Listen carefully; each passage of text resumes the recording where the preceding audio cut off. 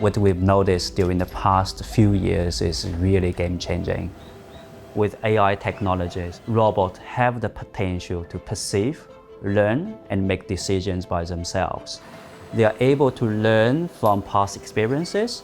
They are able to learn from human interactions. They start to adjust their behaviors accordingly as well. Imagine that you can actually connect ChatGPT to robotics. Hello again. I can assist you in getting the tools you need. The robot with machine intelligence can work together with human intelligence, make cooperative decisions together. Tina, can I have the next tool, please? By using collaborative robots, we're actually enabled to enhance the construction process and increase productivity by making the most of the robot taking charge of the repetitive tasks and the human working on the more complex and empowering activities.